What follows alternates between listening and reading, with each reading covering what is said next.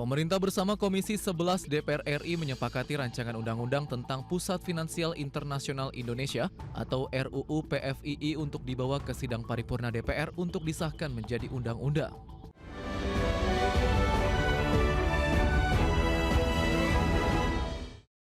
Pemerintah dan DPR sepakat untuk membawa RUU Pusat Finansial Internasional Indonesia ke tingkat 2 untuk disahkan menjadi undang-undang. RUU PFII ini diharapkan menjadi upaya nyata dalam meningkatkan pertumbuhan ekonomi yang berkelanjutan serta meningkatkan daya saing Indonesia sebagai pusat keuangan internasional. Pemerintah bersama Komisi 11 DPR RI menyepakati rancangan undang-undang tentang Pusat Finansial Internasional Indonesia atau RUU PFII untuk dibawa ke sidang paripurna DPR untuk disahkan menjadi undang-undang.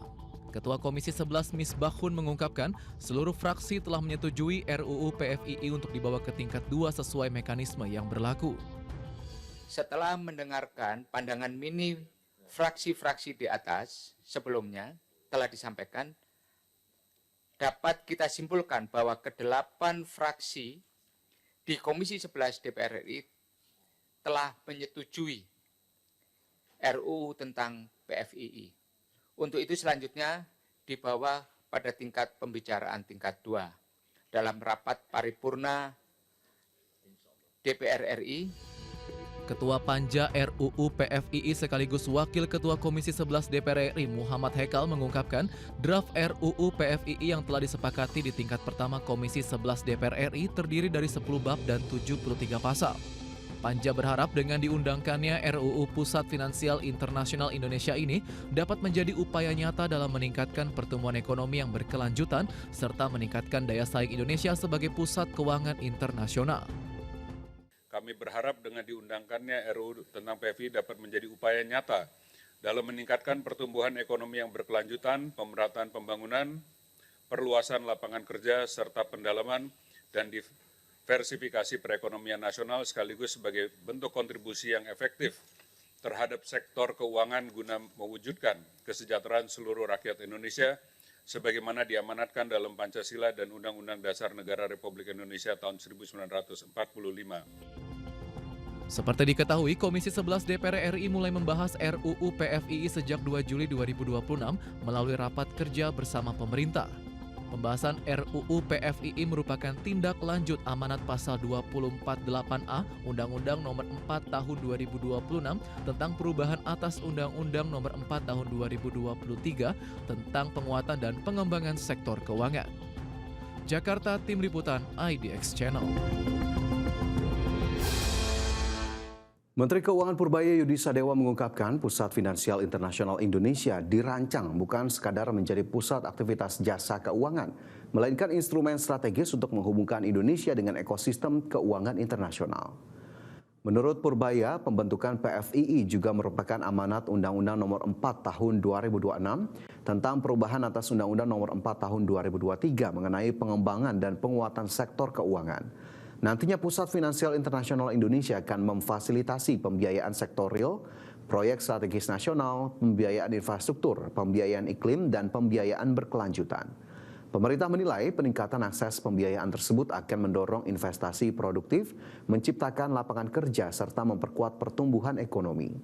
Keberadaan PFII diharapkan dapat mempercepat transfer teknologi, meningkatkan kapasitas sumber daya manusia, dan memperluas kesempatan ekonomi bagi masyarakat Indonesia.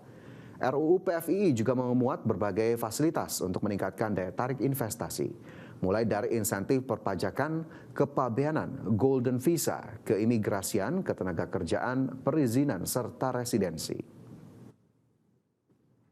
Pembentukan Pusat Finansial Internasional Indonesia bertujuan antara lain untuk meningkatkan daya saing Indonesia sebagai pusat keuangan internasional guna memperkuat kedaulatan ekonomi nasional, mendorong pendalaman dan inovasi sektor keuangan, menarik investasi dan pelaku usaha sektor keuangan, baik nasional maupun internasional, memfasilitasi pembiayaan sektor real, proyek strategis nasional, pembiayaan berkelanjutan, pembiayaan iklim, pembiayaan infrastruktur, dan pembiayaan lainnya, serta memperkuat kontribusi sektor keuangan.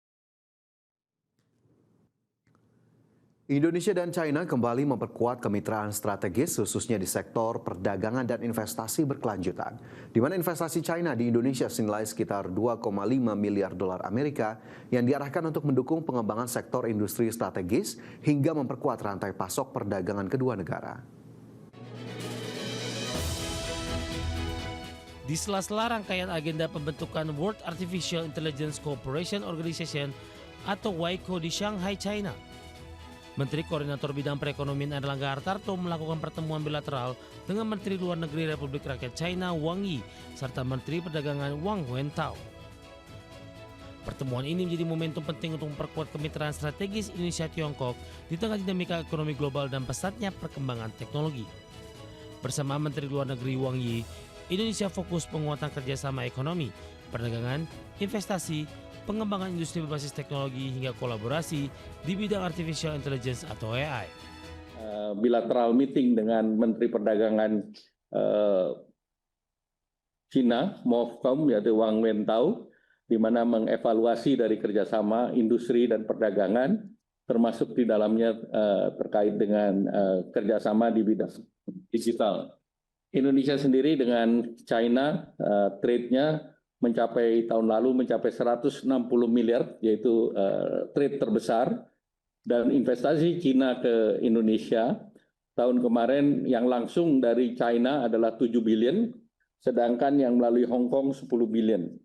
Jadi ini adalah betul-betul negara strategis bagi Indonesia. Sementara itu dalam pertemuan dengan Menteri Perdagangan Wang Wentao, Indonesia kembali berkomitmen mendorong iklim investasi, di mana investasi China di Indonesia sudah menembus sekitar 2,5 miliar dolar Amerika yang diarahkan untuk mendukung pengembangan sektor industri strategis, meningkatkan nilai tambah, memperkuat rantai pasok, serta menciptakan lapangan kerja. Selain itu, Indonesia dan China juga sepakat mendorong kerjasama perdagangan yang saling menguntungkan. Dari Jakarta, Adex Channel.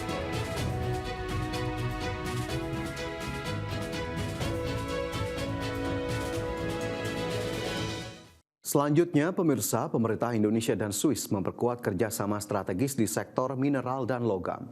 Melalui Memorandum of Understanding Enhanced Cooperation in the Minerals and Metals Sector, Indonesia ingin meningkatkan nilai tambah mineral strategis. Indonesia dan Swiss secara resmi menjalin kerjasama strategis dalam pengembangan industri mineral dan logam.